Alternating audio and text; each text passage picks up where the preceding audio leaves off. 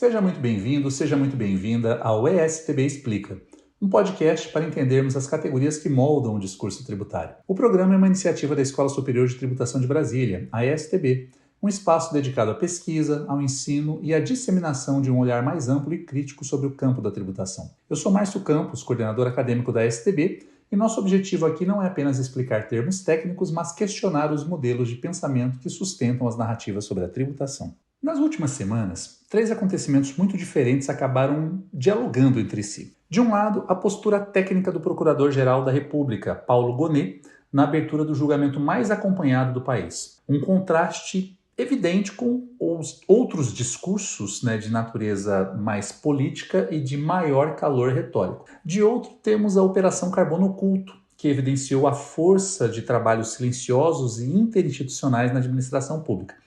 E no terceiro eixo, um comentário bastante marcante do promotor Lincoln Gakia sobre a burocratização de processos internos do crime organizado, destacando a lógica burocrática em um ambiente um pouco diferente, acabou me chamando a atenção e eu resolvi fazer essa conexão com os outros 2 pontos. Hoje nós vamos usar esses 3 vetores para discutir um tema central para o nosso projeto, que é a questão da burocracia entendida do seu sentido mais estrito, como um método, como previsibilidade, como impessoalidade. Esse assunto já foi tratado aqui no ESTB Explica, mas é sempre bom revisitá-lo, sobretudo tentando situar o tributarista dentro desse panorama. Ou seja, a ideia é identificar esse papel da burocracia e retornarmos à ideia do tributarista enquanto um burocrata, ou seja, o que significa desenvolver uma atividade técnica em um ambiente ruidoso e aceitar que essa técnica ela necessariamente é silenciosa e que os seus efeitos, quando positivos, podem ser apropriados por uma outra dimensão,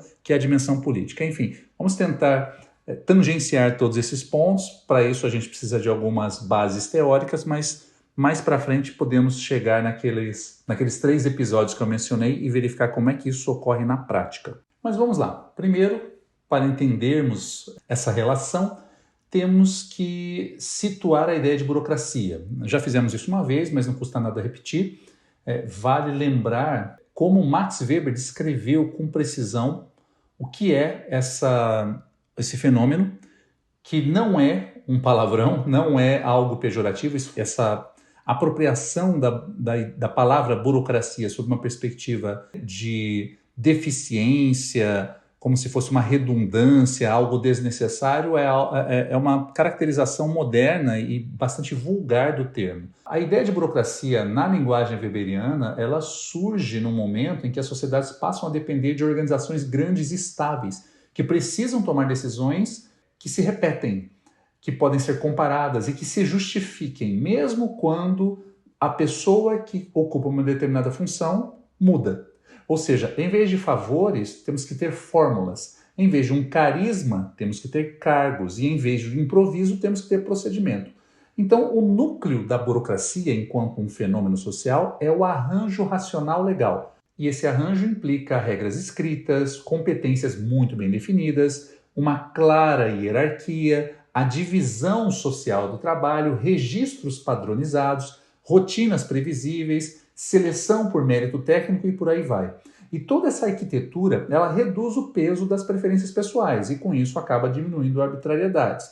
Ganha-se rastreabilidade, porque quem decidiu o que, quando e com que base vai ficar armazenado para fins de accountability, como se diz em inglês, para fins de responsabilização. Essa responsabilização ela está diretamente relacionada à função e não à pessoa. E também temos uma ideia de continuidade, já que a organização sobrevive às biografias das pessoas que por ela passam.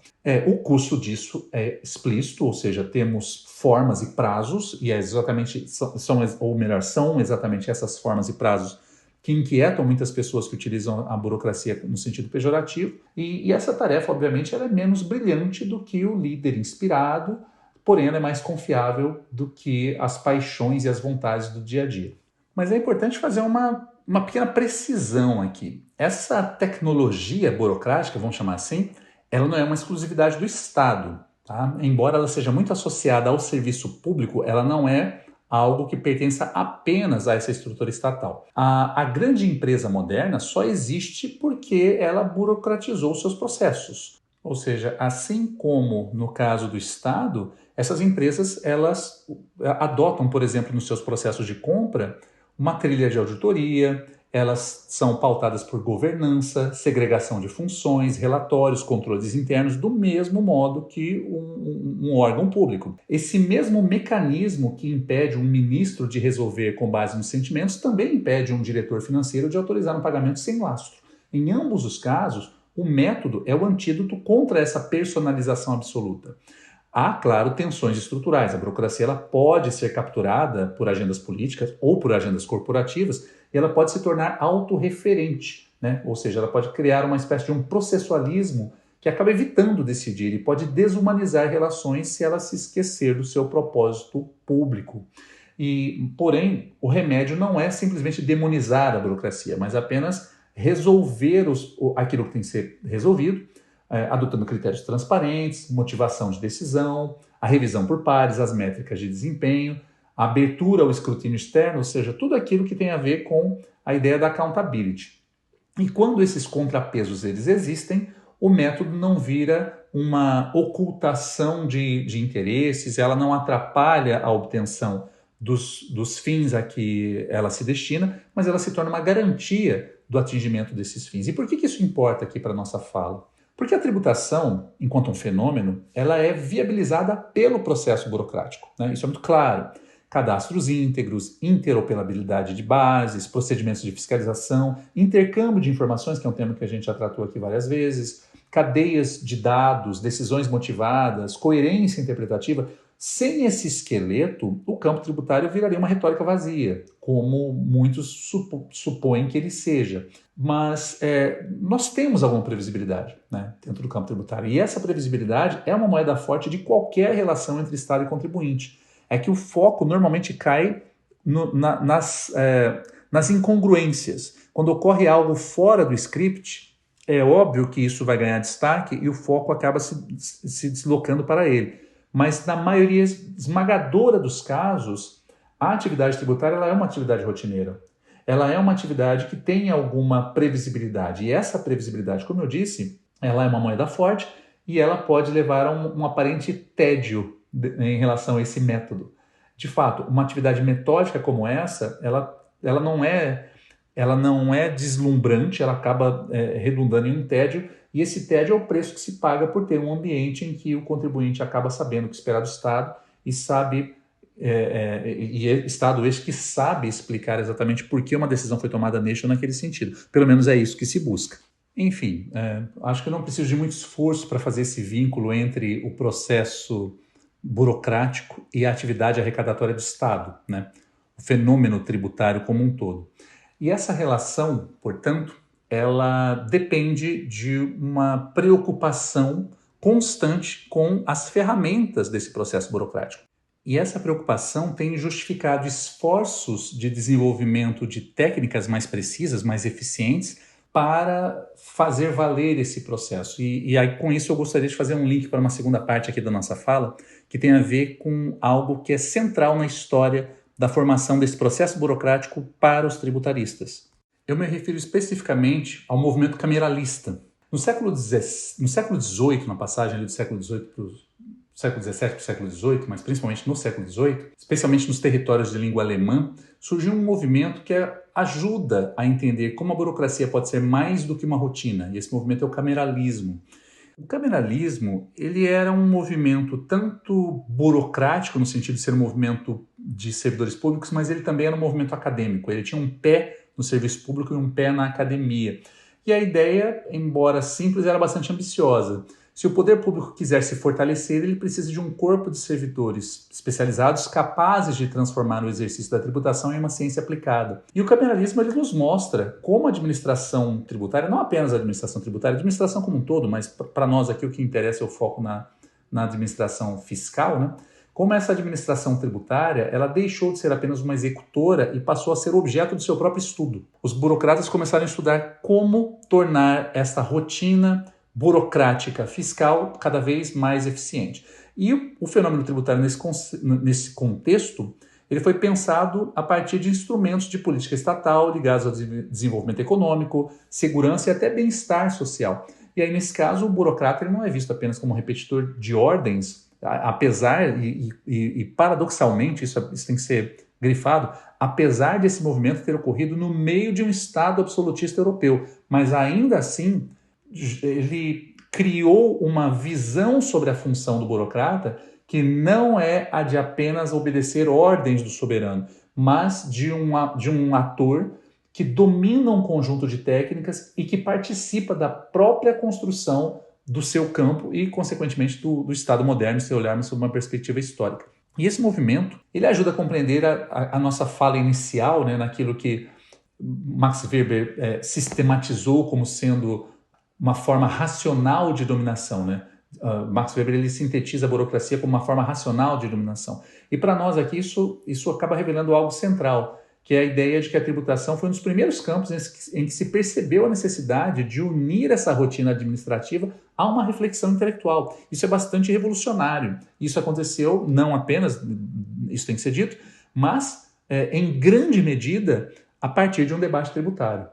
E aí, essa perspectiva, ou melhor dizendo, essa atitude, ela está diretamente conectada com a ideia de que a eficiência do Estado ela não dependia apenas da lei escrita, ela não dependia apenas da autoridade que detém o poder político, mas também da capacidade técnica e do espírito de corpo dos funcionários dessa estrutura. Então isso é central dentro da história, não apenas da tributação, mas da própria emergência do Estado moderno.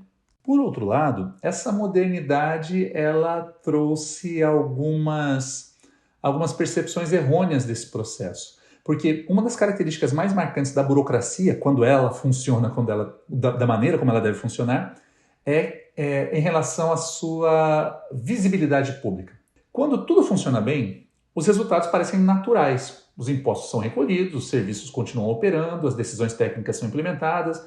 O sucesso da burocracia não costuma gerar manchetes, ele é silencioso. Por outro lado, quando há uma falha, seja um erro administrativo, uma omissão ou um desvio ético, enfim, corrupção, a repercussão é imediata.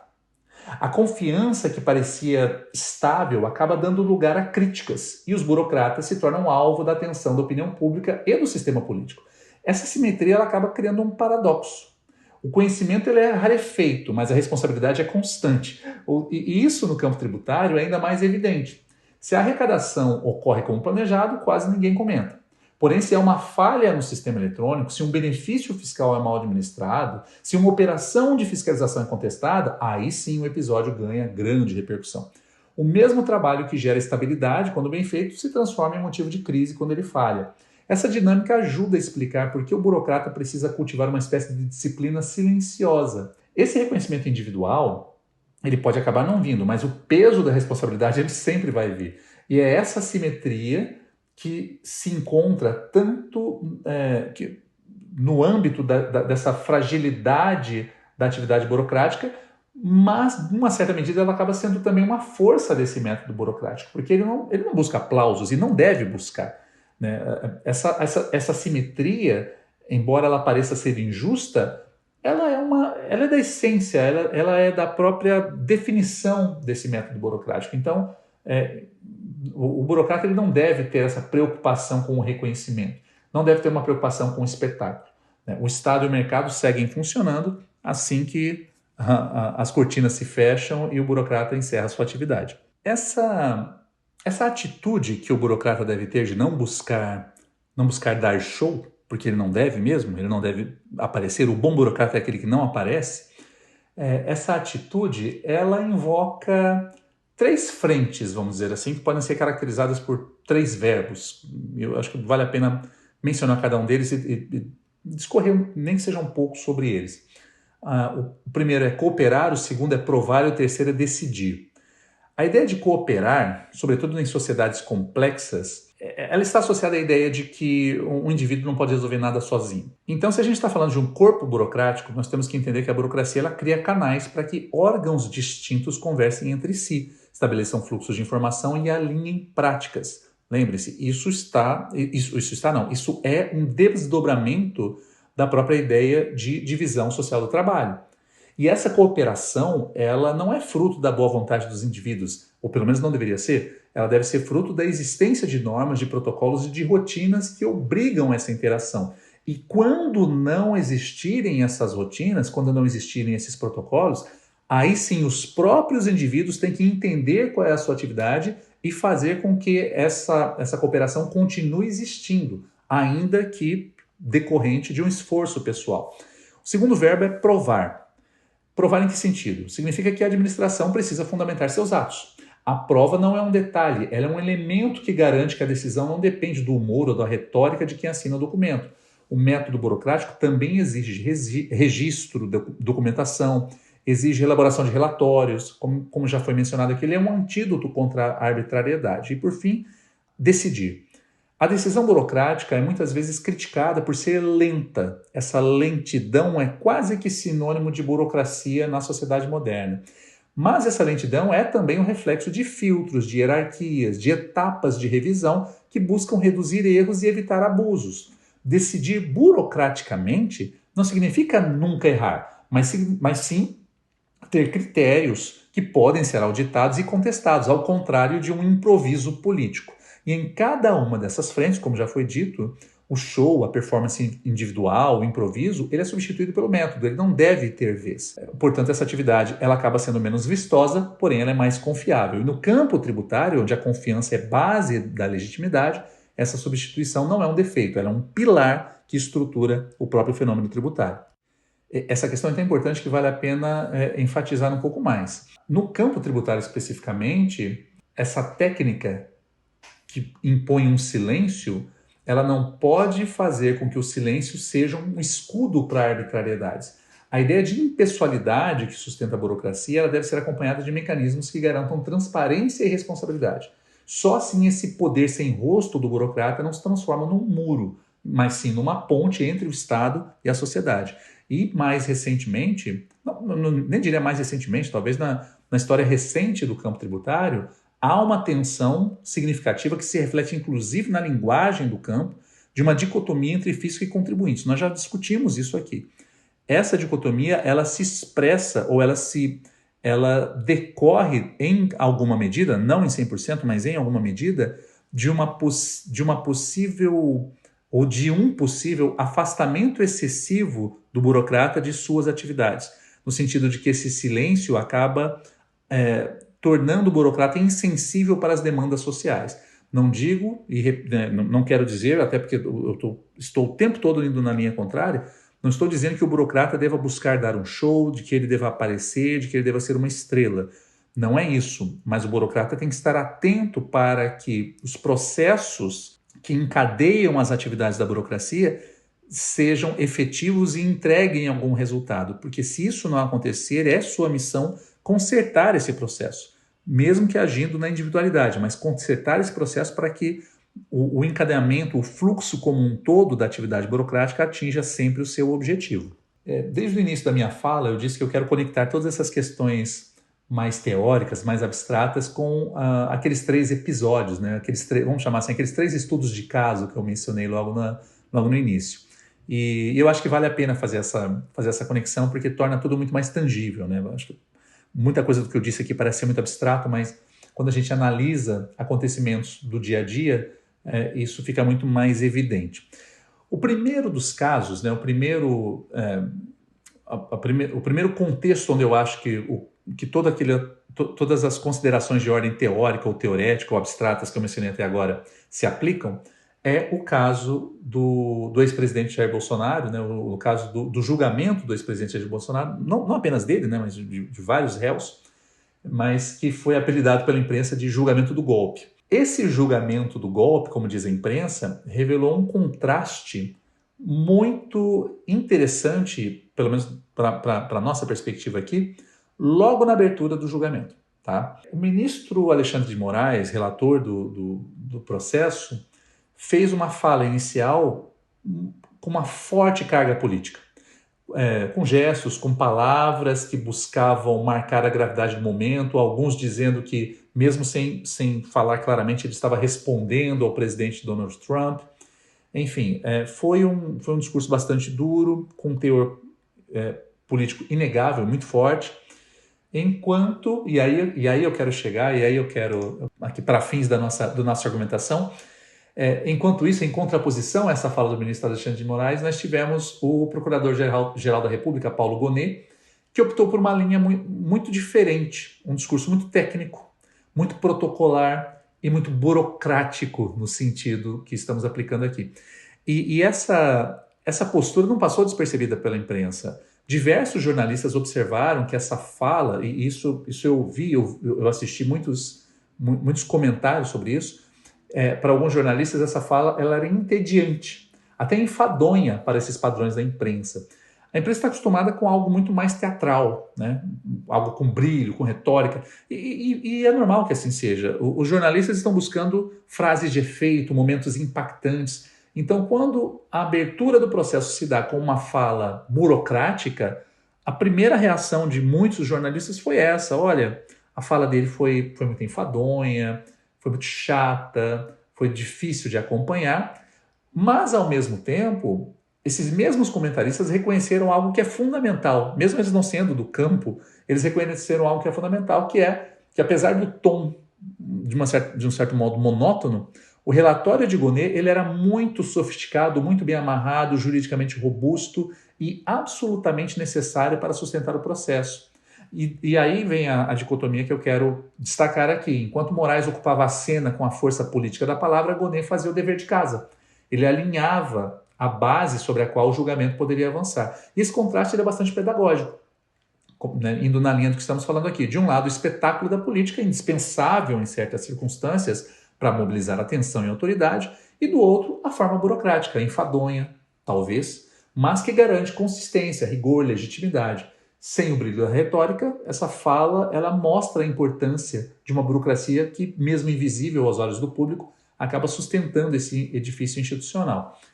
O segundo caso, né, o segundo contexto onde eu gostaria de encaixar essa discussão sobre burocracia é a Operação Carbono Oculto, que ganhou as manchetes agora da imprensa recentemente e que mostrou como a burocracia pode produzir resultados de enorme impacto sem que haja um rosto único a ser celebrado.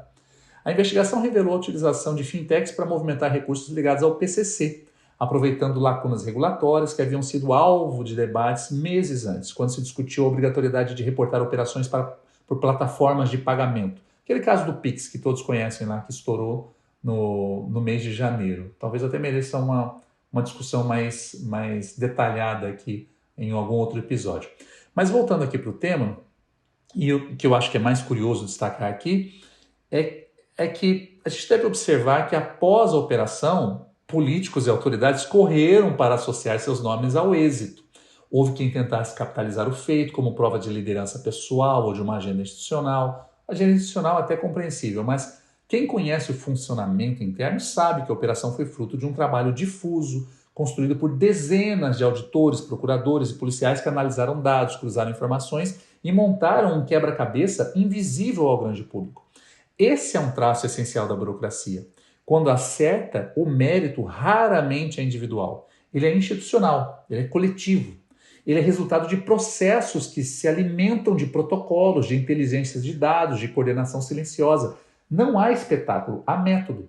O show político pode aparecer depois, mas a engrenagem burocrática já fez o que tinha que ser feito. Ela transformou a informação em ação e essa ação em resultado. E o último caso que eu gostaria de linkar com essa ideia, esse sim é bastante curioso, porque seria até contraintuitivo imaginar isso, mas recentemente, numa entrevista para o programa Roda Viva, no início desse mês, o promotor do Estado de São Paulo, Lincoln Garcia, provavelmente uma das pessoas que mais compreendem a dinâmica do PCC, após mais de 20 anos de investigação, ele chamou minha atenção. Né?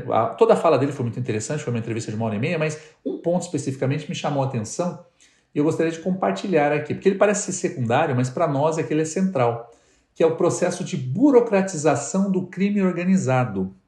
Isso não foi destacado na entrevista, mas eu prefiro destacar aqui para a nossa análise. Segundo o promotor Garcia, o PCC deixou de ser marcado por ações espetaculares, como foram aqueles ataques de 2006, eu morava em São Paulo nessa época, Eu cheguei de ter que sair da biblioteca da PUC, porque ela tinha que ser evacuada, porque havia risco de ataque do PCC. Então realmente foi espetacular no sentido de notoriedade, né, esses ataques de 2006.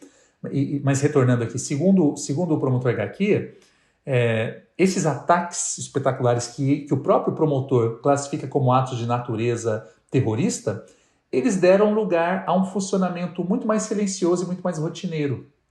E a parte da fala do promotor que mais me marcou foi um relato que ele colheu de alguém no sistema prisional dizendo o seguinte: essa pessoa que foi interrogada disse que matar alguém dentro do sistema prisional hoje dá muito trabalho, porque o PCC estabeleceu instâncias de julgamento interno, regras de deliberação e até uma espécie de tribunal que precisa autorizar essa execução. A vingança que ocorria individualmente por cada um agora tem que ser submetida a escrutínio nesse processo interno do PCC. E o que mais me marcou foi que o termo utilizado por presos, que foi repetido pelo próprio promotor, foi o seguinte: olha, está burocrático matar alguém dentro do presídio. A palavra foi essa.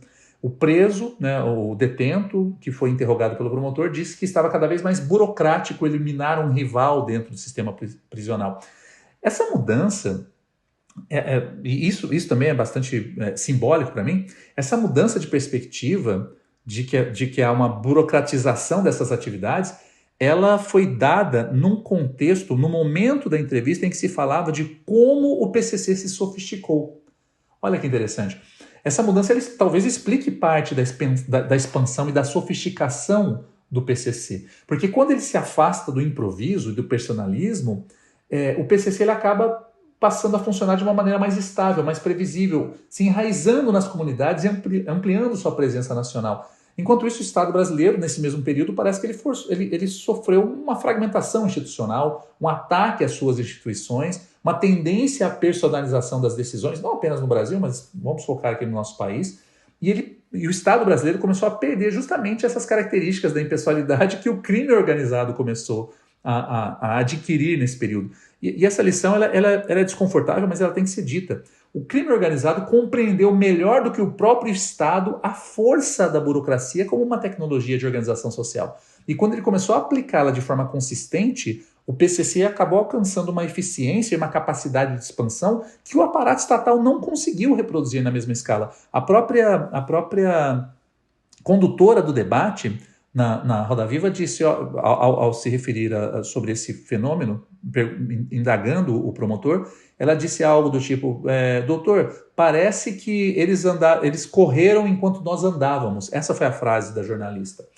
E o que essas três histórias, enfim, vamos voltar para o nosso... Essa última história ela é muito interessante. Acho que eu convido a quem ainda não assistiu a assistir essa entrevista do promotor Lincoln Garcia, ao Roda Viva, agora poucas semanas atrás.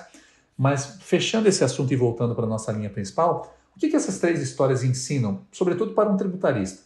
O discurso do Gonê no julgamento do ex-presidente, no julgamento do século, ele, embora protocolar, ele é fundamental para dar solidez ao processo. No caso da Operação Carbono Oculto, o mérito não é individual, ele é um método institucional. E nesse caso, né, mencionado agora do PCC, a organização só conseguiu se expandir porque ela incorporou práticas burocráticas. Então, a mensagem para o tributarista é clara. O campo tributário ele não se sustenta no improviso ou no brilho individual, mas sim na consistência de procedimentos, no cuidado com as categorias técnicas e na impessoalidade do método. A legitimidade da atuação depende justamente da disposição para esse trabalho silencioso, um trabalho que raramente rende manchetes, mas que constrói os alicerces aí do campo tributário. Já encaminhando aqui para as nossas conclusões, acredito que a mensagem principal é de que a burocracia ela não é um detalhe de funcionamento, ela obviamente, claramente ela não tem o aspecto pejorativo que normalmente se atribui, mas mesmo dentro da sua visão mais tradicional, ela não é só um detalhe, ela é a condição da legitimidade do sistema. É claro que ela não elimina conflitos ou contradições, mas ela estabelece um terreno mínimo em que se pode construir todos os processos de modo racional e de modo transparente. E é justamente por isso que quando a burocracia falha, ou quando ela é capturada, o dano ele é duplo. Tem-se uma deterioração da confiança dos cidadãos né? E a fragilidade da legitimidade do Estado e dos seus atores. Mas quando ele funciona, mesmo que de forma silenciosa, ela cumpre um papel insubstituível, que é de manter vivo esse pacto de previsibilidade que sustenta a tributação nas sociedades complexas. Enfim, concluir um episódio sobre burocracia é difícil, mas ele demanda fechar esse círculo que a gente começou partindo do conceito weberiano e chegando nessa prática cotidiana. E a mensagem principal que eu acho que deve ficar aqui dessa nossa análise é de que o tributarista, enquanto um burocrata, seja ele oriundo do serviço público ou da iniciativa privada, ele não é um herói, ele não é um protagonista, ele não dá espetáculo. Ele é, acima de tudo, um guardião silencioso, e é nesse silêncio que reside a força do seu ofício. Não queira disputar com a política o espetáculo, porque o espetáculo pertence à política. A atividade burocrática ela é sempre rotineira e silenciosa. Meus amigos, minhas amigas, muito obrigado por acompanhar mais este episódio do STB Explica. Eu deixo aqui o convite para o nosso próximo encontro, será o episódio número 16, no dia 1º de outubro de 2025. Muito obrigado pela audiência de todos vocês e até lá!